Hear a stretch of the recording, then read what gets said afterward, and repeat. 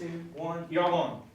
Hey, welcome to Ecologic for the great month of June. We just passed the summer solstice, June 21st, I think, last Friday. Watched the plastic ocean, a very important tribute to the problems of how much waste we generate around the world. We're with us, Vick Hummert, longtime Sierra Club environmental activist, author, writes a lot of letters to the editors, some of them get published. And so Vick's an outspoken advocate of the environment, concerned about nuclear weaponry, as we all should be, as we try to keep nuclear weapons from landing in North Korea and Iran and a lot of other places that we hope they never get them. But we have them. So Vic, tell us about your concerns for nuclear weapons. Well, July the 7th, coming up soon, it's going to be an anniversary. 2017, 122 countries in the United Nations passed a resolution to abolish nuclear weapons. And it wasn't in the news here. It wasn't in the news in a lot of places. So I asked General Honore, what do you think about nuclear weapons? And he gave me permission to quote him. He said, I can live without those.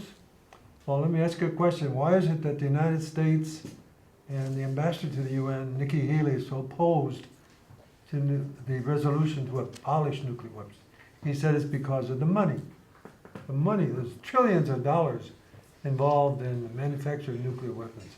There's 15,000 in the world today, 15,000. 90% are in the hands of the United States and Russia.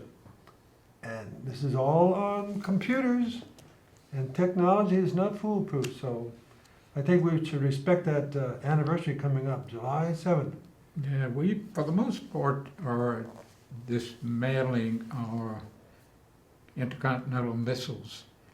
And there's lots of reasons for that. One, they are very inaccurate. They are subject to being fired by mistake. And but the largest nuclear weapons on Earth are sitting on the tops of those missiles. And their inaccuracy is mainly due to going into space and then re-entry. Mm-hmm. And the re-entry is the real problem that makes them. I mean, it took them almost a decade to figure out how they could keep a nuclear weapon on the tip of an intercontinental missile without it exploding during re-entry. And you know, they talk about North Korea having missiles that'll go, you know, intercontinental. They probably do, but the big issue is where do they land? They might be aiming for New York and hit St. Louis. Very, very inaccurate. Now, the medium-range missiles are super accurate. Mm-hmm. The missiles that are up to 2,500, 3,000 miles, they usually carry much smaller weapons, but they are, because of their accuracy, they don't go into outer space, and their maximum range is around 3,000 miles. And because they're very accurate, they can use much smaller weapons. And nuclear weapons are not very effective on a battlefield. They're most effective against big cities where you topple buildings and every flying brick and piece of glass is a missile that enters and cuts and destroys. So, so they're not very accurate, they're not very usable, except for big cities. And of course, that's where everyone lives, so that makes us very vulnerable. What about the Henry Hub? Those energy centers would be major targets. Yeah. Each one of our refineries, our port facilities,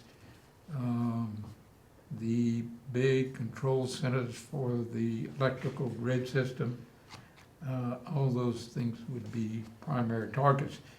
And they mainly be, you know, those targets would not be susceptible to injury from intercontinental missiles. They're just not that accurate. Mm-hmm. So they would depend on 2,000, 2,500-mile range missiles that put a nuclear weapon right into one of those big tanks at Henry Hub. And so we, we came very close to a nuclear war during the Cuban crisis, yes. You were there. I was there, was in the middle of it, was really in the middle of it. And I guess the world and the country will never know what really happened.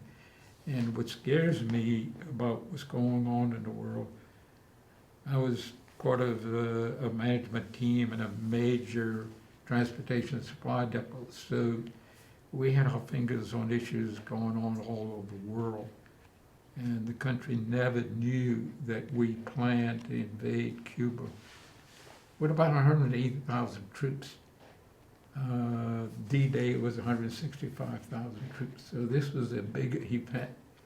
And the country was never told that we were about to, cross from Key West and go and, from all angles invade and have an assault beach landing on Cuba. And it was canceled, about the landing date was November 9th, and it was canceled about November 3rd. Well, General Maxwell Taylor said, thank God it failed. That's right. That's right. Well, cooler heads prevailed, and but it led to some very, very tense 24, 30-hour periods. one of the most outspoken opponents of nuclear weapons is an admiral, Noel Gaylor. He had 45 years in the Navy. You heard of him? I've heard of him, yes. I met him twice.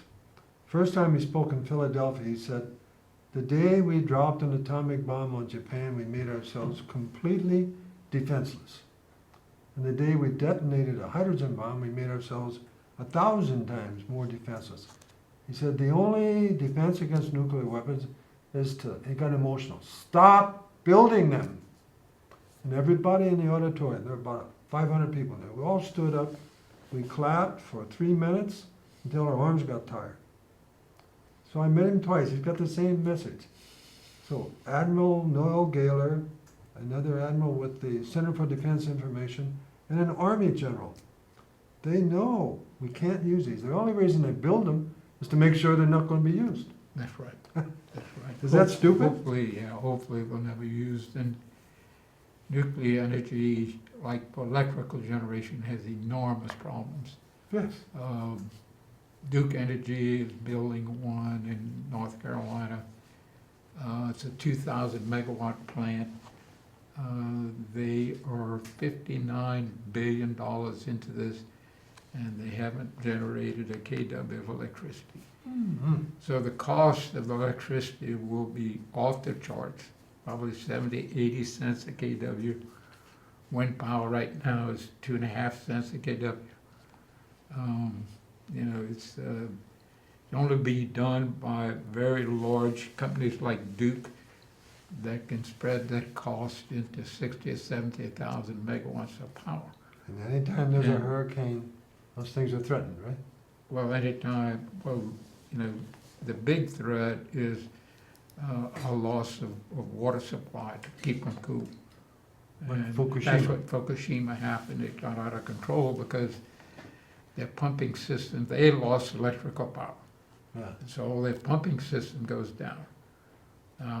For instance, at River Bend at St. Francisville on the Mississippi, our power plant, I think it's an energy plant, has only water supply without power for about 12 hours.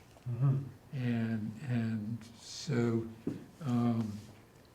that's probably one of the most vulnerable nuclear power plants in the country.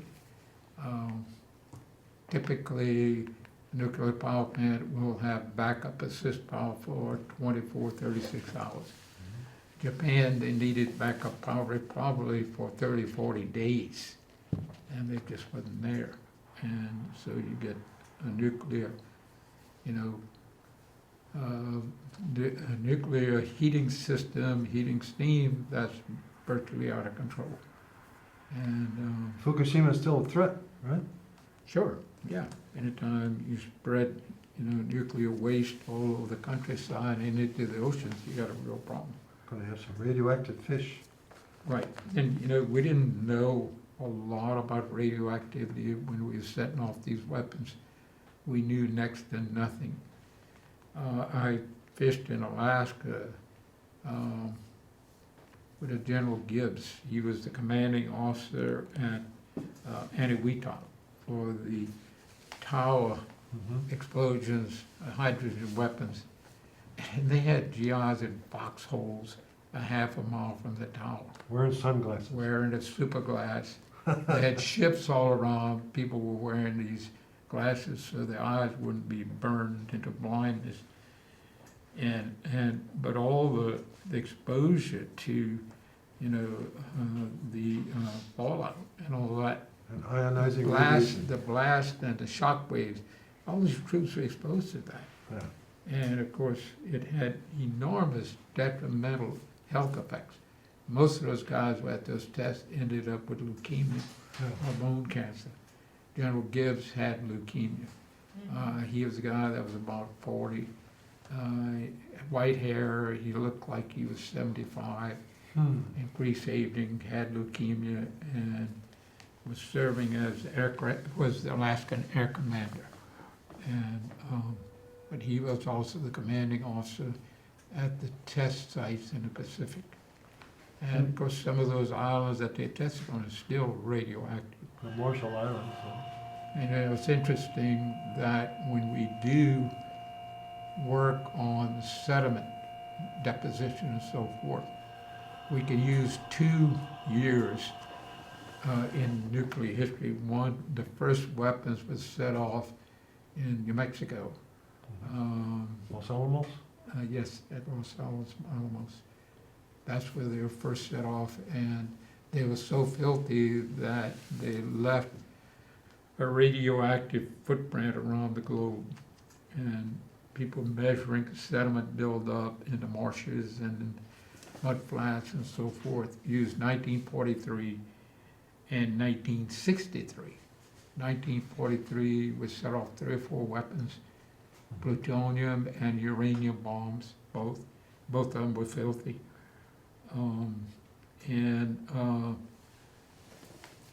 But in 1963, the world was going nuts on this nuclear weaponry, and we set off 670 airbursts, and it was France, Great Britain, U.S., Russia, probably other countries. Chinese were just starting on theirs, But they finally woke up that scientists predicted that 500 airbursts would cause a nuclear winter, a chilling of the atmosphere and the whole world. There goes your garden. So 670 weapons in 1963 certainly had an impact on weather. And my guess, it was a chilling impact. It caused a cooling. And is that the global warming we deal with now? Are we just coming out of that? That cooling period, and I don't know if the records support that, and that's just a wild theory on my part, but it certainly had an impact on worldwide weather, for sure. And on our health. Well, radiation is the worst thing possible for human health. And so you're right, we don't need them, we shouldn't have them. I think both Russia and us realize that the best thing we can do is quietly store them and put them away. Kennedy was quietly negotiating with Khrushchev on scaling down the number of nuclear weapons. And that didn't set so well. He also had some... So we don't have the delivery system for any, our delivery system. Back in the 60s, we were flying 700 B-52s. 700? 700 plus, and each one carried 4 nuclear weapons. And we're down to about 48 flying right now. And they're 50 years old. Oh, they're way over 50 years old. The latest models were built in 1955. So they, they're 60, 70, well, let's see, the H models were built in 1955, and that was the last models. So the B is for Boeing, is it? Yes, well, bomber. Bomber. B is for B, bomber is for B. And the B-1 has been a dismal failure, lousy of the airplane. B-52 is still around because it's pretty invulnerable. Its service ceiling is way above the service ceiling of the fighter planes by 20,000 feet. It can turn very well at super high altitudes, and fighter planes and missiles can't. And so it's still around because it's awful hard to knock one down by anybody. They're pretty much, fighter planes won't get them.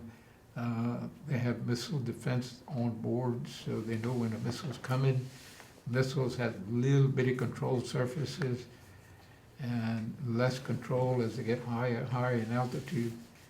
And the B-52 senses one coming, they just turn and the missile goes right by them. And a fighter plane won't reach it, so. And Barksdale is the home, right? Barksdale, a home for, I think, a wing, so that would mean there's probably 15, I think we have 3 wings flying. I think one at Robbins, one at Barksdale, and I think one in Indiana. So anyway. Kansas City, Could be, yes. Whiteman Air Force Base, Yeah. the B-2s. The B-2s and B-1s have not been, they don't have the range of B-52s. They just are not the weapon system that the B-52s are. So anyway, we're fortunate that they have not been used, and hopefully they'll never be used.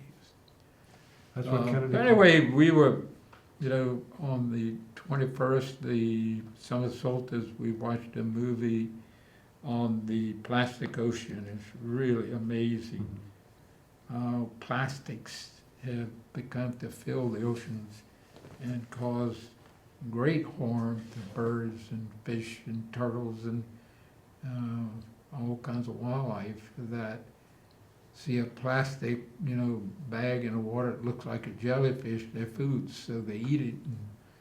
And, so we are really harming in a lot of ways the whole ecosystem with very durable plastics that, all kinds of stuff comes in.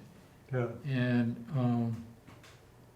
our scouts were out on trash bash and we're picking up along the Lake Martin Road, and one of them comments, it's just amazing that we can make a plastic bottle last for 8 or 10 years out here alongside the road, but we can't make yard furniture that'll last a year. So, but wow, what do we do? Look at the water bottles. We did a census on the beaches. We go camping on the beach, backpacking on the beach, and we take 35 feet of beach, and we count what's in it. You on air? Can we help you? Yes, I had a question for Harold Scheffler and Victor Hummert. Oh, great. Let's hear it. Yeah, Harold Scheffler was talking about the footprint left all around the globe in the 40s from the testing then. And then he mentioned 1963, how much awful it was. The number was up to 600 missiles. Yes, 670 nuclear airbursts between France, U.S., Russia, I guess England. There were 6 or 7 countries blasting these things off in the atmosphere. Yeah. So my question is, did it leave a footprint in the soil globally around the world? This is A.J. Stahl, by the way. I want to thank you for being on. My question is, did it leave a mark in the soil globally? Absolutely. It's in our oceans, it's in our sediments. And Dr. Jack Meter, who worked for the Audubon Reserve in Vermilion Parish for about 10 or 12 years, did extensive testing of soil buildup in the marshlands where it was building. And he was the one that knew all about the radioactive benchmarks. 1943 and 1963, and it kind of tells you how much the sediment has built up. And so they're very important scientific benchmarks, but they also, horrendous environmental degradation. There's nothing worse than nuclear waste spread out over the globe. And finally, I guess somebody came to their senses and said, we're gonna destroy the whole environment of the earth with, fallout from nuclear weapons. Now, this was landing not only in the woodlands and marshlands, but it was landing on our roofs. It was landing in our gardens. It was landing in the cornfields and all that we harvesting rice. All this is coming back and landing on our plates. So this is a horrible thing to be done by, Yes. so quote. Well, thank you, Harold. All right, thank you for the call, Mr. Stahl. Wait, Wait, Harold. Mr. Stahl. Yes, Don't run away. Wait, you ought to name 43, 40s, and the 60s Filthy 1 and Filthy 2. F1 and F2. you got That's it. filthy. There's really All right, some, pal. yep, thank you for the call, we appreciate it. Yeah, we got a call come through, so he was right on that, this was quite an environment. If we think that people running our countries, between England, France, I don't know if Germany was involved, I don't think so. But England, France, Russia, and the US, probably China. And these are intelligent countries, and they should have had some knowledge of the consequences of blasting these things off, Take a live question? Sure, Right here. yes. Well, thank you, Harold and Vic, for being so informative tonight. With the plant life and the animal life that's, we're losing so many species at this time, this, it's like outside of also the tornadoes, hurricanes, and so forth, why do we need any more problems in our world to diminish our whole ecosystem, human beings? And then when we do set off bombs, then as in Iraq, what we've done to demolish their country, then we have to go back and rebuild. And it's just foolish. Thank you. Yeah, you're right. War is very destructive, and no better example of that than World War II. How horrible World War II was, and we did some things that were just as bad as the other countries. Our daylight bombing of civilian populations. Had we lost the war, those on trial would have been the bomber pilots, and the bombing we did of civilian population, whole cities demolished. Much worse than nuclear weapons. Much, much worse. Nuclear weapons were very limited compared to bombing, and especially incendiary bombs. Incendiaries, they were about 3 pounds apiece, and a B-17 could carry 15,000 pounds, and B-29 could carry 30,000 pounds, and they dropped them, and they could burn 12 hours at 5,000 degrees in the bottom of a water tank. So wherever they landed, they set something afire. And the destruction of those things far exceeded explosive bombs, far exceeded the nuclear weapons. So all the more reason to abolish them, right? Yep, I guess. War is a real tough issue. To follow up on Mr. Stahl's question, very intelligent man, what about the impact on human flesh? You have grandchildren. Rosalie Bertel is an epidemiologist who said the last healthy generation were those people born before 1945. That's scary. Well, that's you and I. That's it. We made it. We made it. But the ionizing radiation began after the atomic bomb. It's spreading globally, And if it settles on inanimate surfaces, it's harmless, but if it settles on human flesh, it has. Well, just the fallout from all these weapons landed on roofs. So for most roofs, the rays coming from the fallout is going right into your home. Right. And so you had a whole generation, probably for years, were exposed to nuclear waste globally. Now, if it left an imprint in the soil, it certainly had to leave an imprint on people's health, because it was landing on the crops. Right. That we were eating the cornflakes and the Cheerios and all the stuff that this nuclear waste landed on. It invariably had to come back right to our plates. And so this was a real horrible thing to be doing, you know. And the Navy is right, the Navy Admiral says we should do away with this. Absolutely, we should do away with it. The abolitionists, the serious abolitionists are the ones in the military. You know, peaceniks like myself, we can just be brushed aside. And the last time I was talking about Admiral Noel Gale was on a radio program in southern Illinois, and there was a flood of phone calls that came in, one of which was a man who said he was in the Navy under Admiral Noel Gale. Take that first. You're on the air, can we help you? Yes, please. This is A.J. Stahl again, and I have a very specific question. There is honest debate and honest difference in science about the safety of nuclear power plants, and I wonder if you would comment on one side or the other, or both sides, that nuclear power is safe, and that's my question.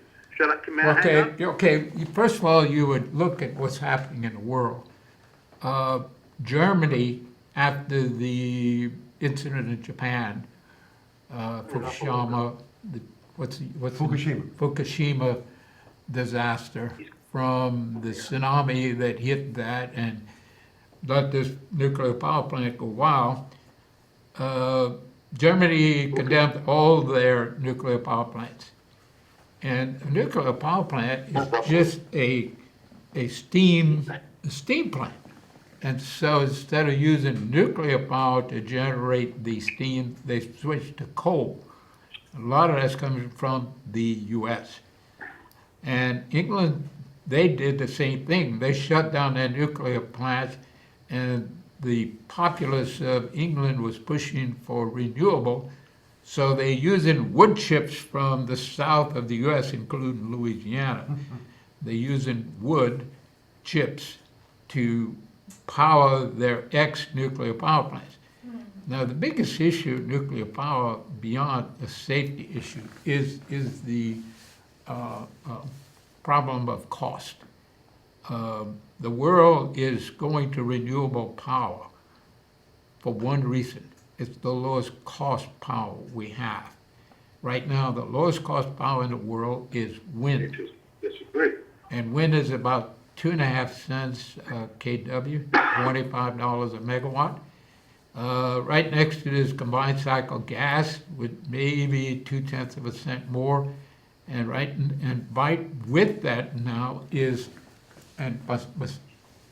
combined cycle gas is 40% renewable, by the way, it's waste heat recovery. And then next to it is solar. And solar is right at 3 cents a kW. And so 2019, 85% of new electrical generation worldwide will be renewable. And that's why companies like General Electric, Westinghouse, Toshiba, Siemens, all those are suffering great economic hardships because the world is switching to renewable power and to much smaller systems where the losses for transporting power for hundreds of miles doesn't exist in smaller systems, much smaller units that can have combined cycle gas come in when the wind's not blowing and the sun's not shining. Now, I have to give a lot of credit to Next Era, which is a a subsidiary of Florida Power Light. They are not only using solar, but it's being backed up with battery systems. There's a community in Nebraska that has 3 megawatts of solar power and 2 megawatts of battery backup. So the solar power is not only running lights during the day, but the batteries are keeping them going at night. And they're very efficient. The cost of that, the cost of both the battery and the solar is less than 3 cents a kW. By the way, we pay 9 cents here in Lafayette. So, but nuclear power, the big enemy of it is enormous cost. The Duke plant in North Carolina is $59 billion. Now, if you made that same power with a combined cycle gas system, you'd be less than $1 billion. So this thing is absolute nonsense, that you're making power for almost $1 a kW, almost $100 a megawatt of power, when solar and wind is gonna cost you, 2.5 cents.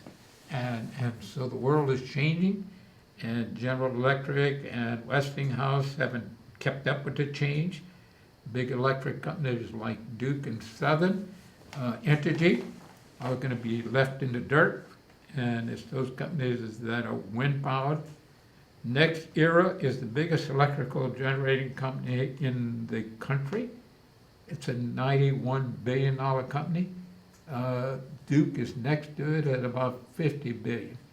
And Next Era is all wind and solar. You're sounding like Thomas Edison. So this is, the world is changing. It's a shame that we in Lafayette are not changing with it. We have a So coal- thank you for that call. I don't think Thank you. atomic power is not a question of safety, it's a question of ridiculously high cost. So thank you. Well, to follow up on Mr. Stahl there, we could ask a question. How many people are willing to live around a nuclear power plant? I don't want to live near one. Well, I lived in Ossining, New York for 4 years, and we were close to the Indian Point power plant, which provides a lot of energy for New York.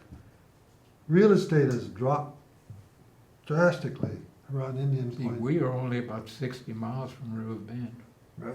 air miles. Well, And that's probably the most dangerous nuclear power plant in the US. really? Yeah, it has very limited capability for emergency cooling. And that's where the problem is. If you lose electrical power to the unit and their backup power will only run 12 hours.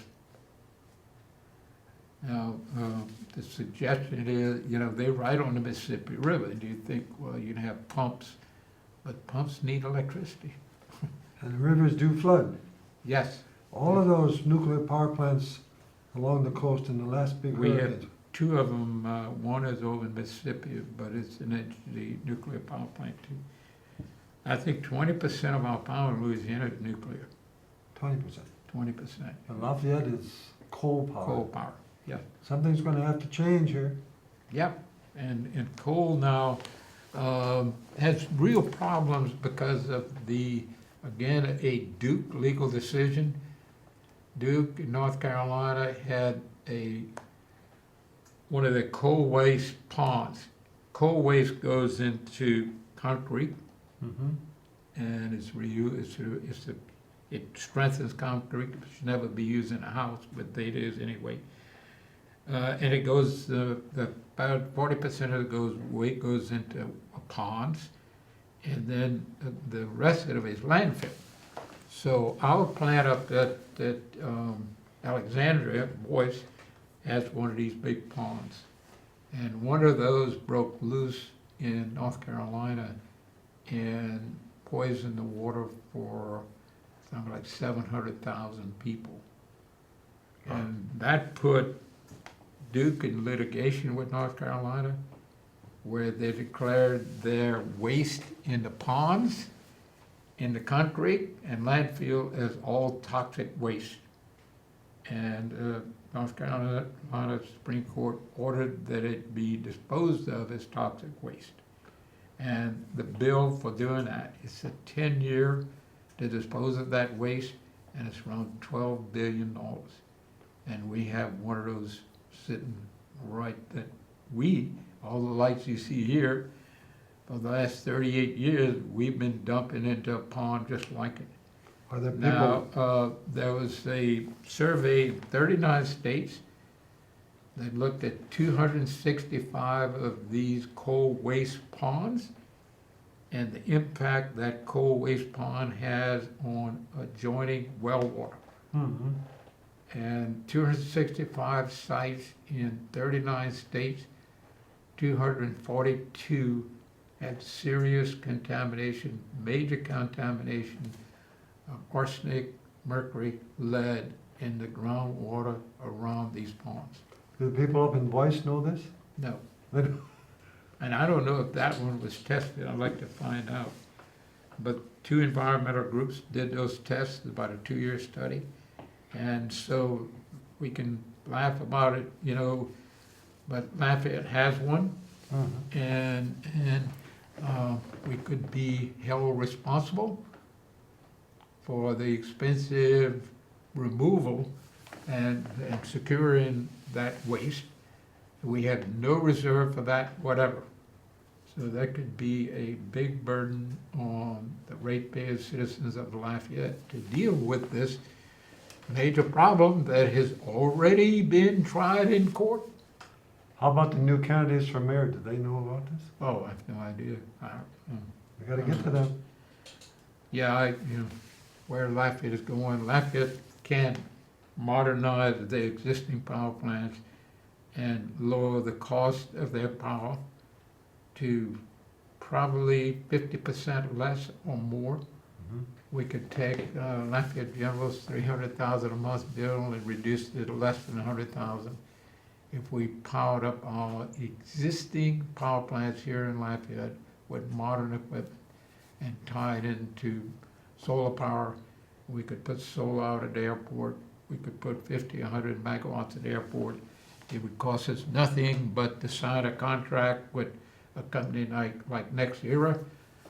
We would agree to buy all the solar power that they produce at X price for the next 10 years. And at a price at about 1/3 of what we paying for power. And we have the space at the airport. It would be a revenue stream for the airport. They would get royalties just like any other landowner. And these things, these solar units, panels are being put in airports all over the country. It doesn't have any impact on pilots and flying. They're right close to the ground, and so something that we need to join the bandwagon, bail out of the coal-fired plant and all the problems that brings. It was okay in the 80s when we built it, but the world is passing us by. And the energy world is changing. And Lafayette is a big part of that energy world. The new ways of bringing in natural gas. And natural gas, when you burn it, there's no waste pits. Uh-huh. That's something like 60% cleaner. And then you would use the exhaust to run steam turbines, and it's almost free energy. And the power systems we have at those power plants right now are 6 or 7% efficient. New modern units are 59% efficient. Right now it costs us more to make the power than it would cost just to buy it. But if we made it here, we could lower the dickens out of our costs. And for people in wealthy areas of town, that's not a big issue. But for poor people, this is a big issue. The high cost of electricity, how people, have to decide whether they're going to eat or have air conditioning. And, that's an expensive item. And we have 4 power plants here doing nothing. And we need to modernize them. We can sell the Rotamaker plant. I think the city's going in that direction. They've hired an engineering firm. Get out of the coal business. We should have gotten out 10 years ago. We begged this community to get out of it 10 years ago. And that ain't happening yet. So. You on the air? Can we help you? Hey, Mr. Al. Hey, Brother Mike. Catahoula. Yes, sir. How y'all doing in Catahoula? We using a lot of that solar energy right now when we go out there. I was Yeah. soaking wet this morning from that. Got plenty of solar heat, huh? Did y'all fish crawfish today? Oh, How many sacks you got yesterday? I hadn't gone in a few days, Mr. Al. Not good right now. All right. What's happened? Is the river at a stand? Is it slowly going down?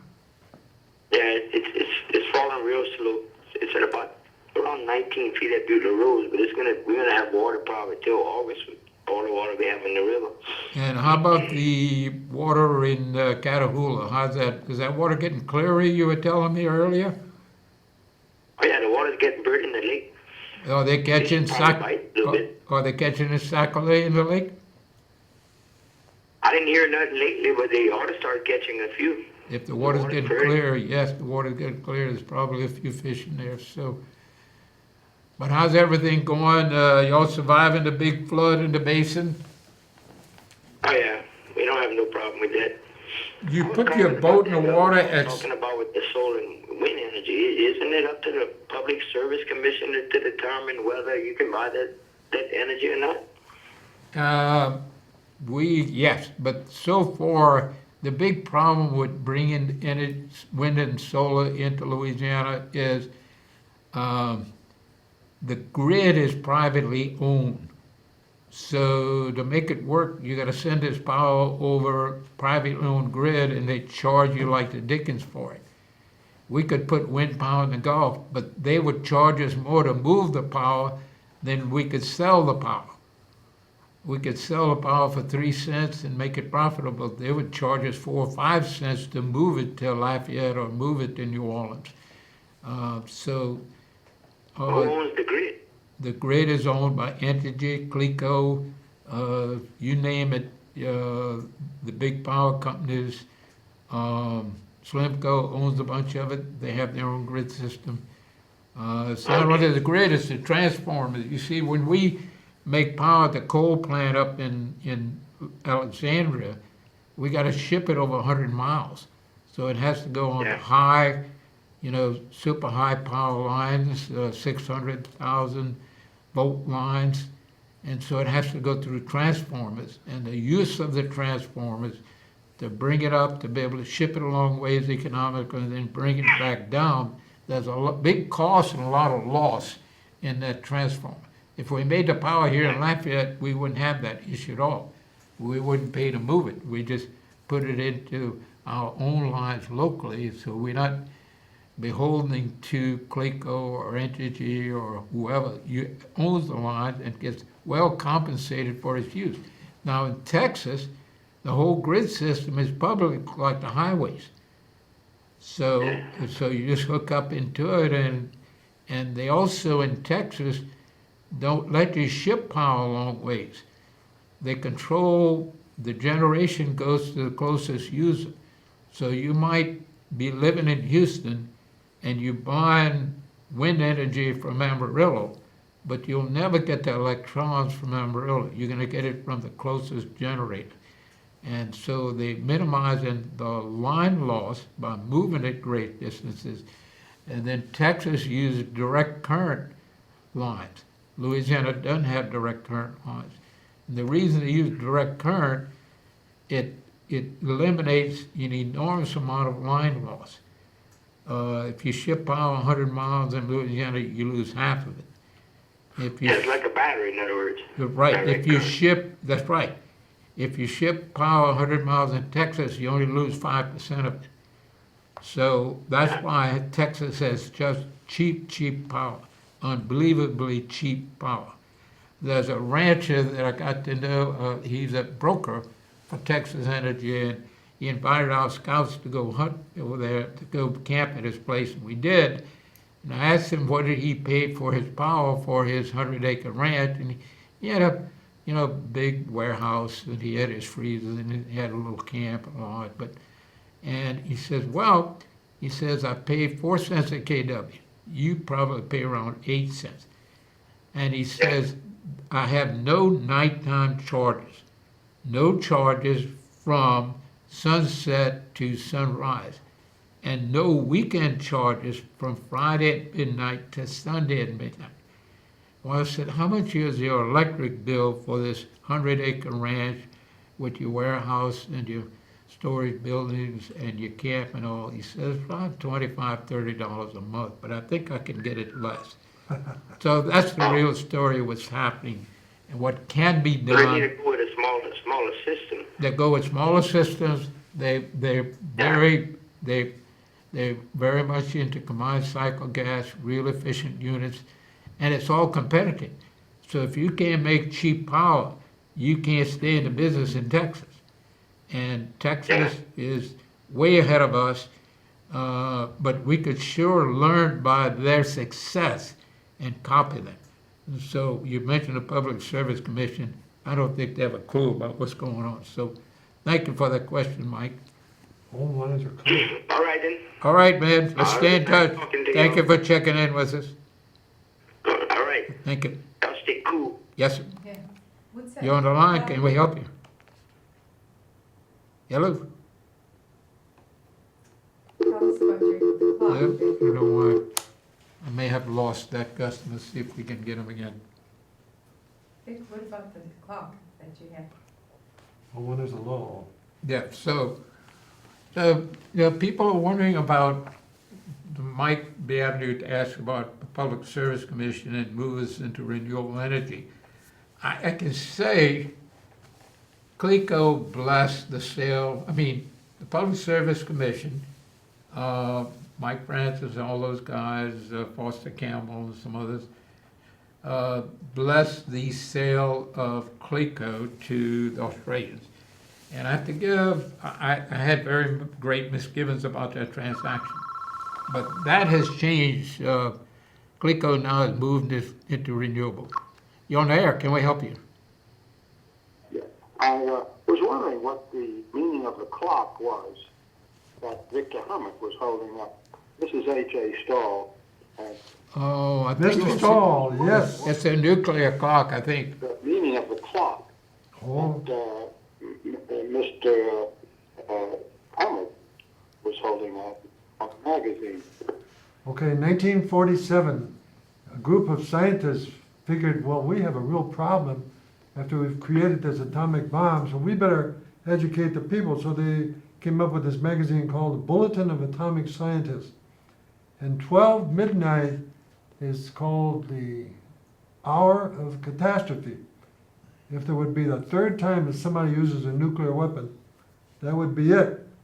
So it's the closest it's ever been in history right now. It's 2 minutes before midnight. When Harold talked about the Cuban Missile Crisis, it was 15 minutes before midnight. Now it's 2 minutes before midnight. So that's what the clock means. This is the most important periodical I receive. It doesn't come in paper anymore, you get it online. Oh my God. All right, thank you, sir. You're on the air, can we help you? Yes. Did I hear you say that LUS is looking at selling Rotamaker? Yes, they've hired an engineering firm that's investigating two main issues. Upgrading the 4 power plants we have in Lafayette with modern equipment, modern super efficient equipment, and the disposal of the Rotamaker power plant. Now, to get rid of Rotamaker, Lafayette, the Rotamaker 2 plant is 50% owned by Lafayette and 20% owned by LEPA, Louisiana Electric Power Authority, which is located here in Lafayette, by the way. And they're just as anxious to get rid of that coal power plant up at Boyce, Louisiana, as we are. And so, CLECO now may need that, and we should take advantage of that because their Dolan Hills 600 megawatt plant using lignite is being closed. They had a good source of lignite. They had to go to a new source that is contaminated with sand, and it has destroyed their boilers, and it's literally put them out of business. So CLECO is in great need of modernizing their power plant, but mainly meeting the need. They only produce 3,100 megawatts, so a 600 megawatt hit really hurts them, and Lafayette Lead Post Power could assist them in the near term immediately. So we need to press forward, and it's required under the contracts with the CLECO, who operates our power plant, that we have to offer it to them first, and I think that's the direction Lafayette is going. With an election coming up, are any of our candidates listening to this about the need for getting off of coal and for the whole new idea of solar and wind, and can we ever even buy a share in the grid that it doesn't cost us so much to use it? And, absolutely, we can, our big issue, if we buy power from wherever, which we are doing now, we're buying power through MISO. And with the big issue, we buying it real cheap. We buying it for 3.5 cents, but it's costing us 4.5 cents to get it here. So the big cost is moving it around, using the transformers and all the equipment you need to move it. If we make it here, we eliminate that cost totally. And we don't have to pay MISO a profit. We can make it a cost, so we can lower the dickens out of our costs by using the Doc Bonet plant, which would be 200 megawatts, the Abair plant, which would be 100, and the La Bay plant would be 100. That's 400 megawatts, and we'd put 50 or 100 megawatts at the airport to give us everything we need beyond our needs, and we'd be making it cheap enough where we could sell it, and it would be additional income to further lower the cost and improve the economics of this city. You gotta talk to the next mayor. I don't know, I haven't heard any of the mayor candidates talk about this subject at all, but it's super important for Lafayette's future. It is the flood and LUS are the two big issues that will take Lafayette forward successfully. We don't solve the flood problem, we're in trouble. So hopefully we'll have some forums coming up and hear from all of them. Right. The people of this community need to be Aware of it. Yep. Not only the flooding, but of The the electricity. utility system. Okay, thank you. All right, for your thank you effort. so much for the call. All right, that gets us close to ending time. Well, we got 3 minutes left, so anyway, but I think, the future of Lafayette turns on a couple of issues. The flooding, we have to resolve that. June 6th, we flooded over 200 homes in Lafayette. No need for that. It's absolutely, we can do better with managing the water. But the flooding is not coming from Lafayette's water. It's coming from way above and from Alexandria's water, which Illinois. No, our system starts up at Alexandria, and it includes Rapides Parish, Avoyelles Parish, Evangeline Parish, St. Landry, Iberia, St. Martin, St. Mary. There's 9 parishes in the watershed, but most of our water comes from Avoyelles, St. Landry, Evangeline, and Rapides. You can look at the water that landed in Cypress Island during the flood of 2016. 42,000 surface acre feet went from Lafayette into Cypress Island. Mhm. 305,000 surface acre feet went out. So you had 260,000 surface acre feet landed in Cypress Island. That's what floods Lafayette and St. Martin and St. Landry. And it ain't coming from Lafayette Parish. It's coming from way above.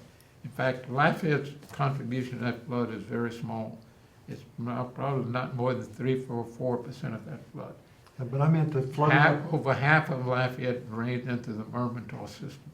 the flooding up in Illinois now will eventually reach down here. Well, it comes into our river system, and it does impact how we can release water into the Chapelai Basin, because when it's real high, we can't release very much water. So it definitely has an impact on our flood. So Vic, thanks a lot. It's been exciting to talk about some environmental issues important to us all. Well, don't forget the anniversary, July 7th is the anniversary of the vote. Yeah, we don't need nuclear power, we need wind power. We don't need We nuclear need weapons. combined cycle gas, which is 40% renewable. Renewable is where the future is, that's where the impact on the environment is minimal and the cost is less. So, That's what Edison said in the 1920s. yeah, so Lafayette had a long ways to go. The world is leaving us behind. But if we can modernize our electricity and lower the cost, there's great economic opportunity. So thanks, Vic, for being on the program. We appreciate it. You barely made it, but you made it, so thank you for being here. 5, Thank everyone that called in. 3,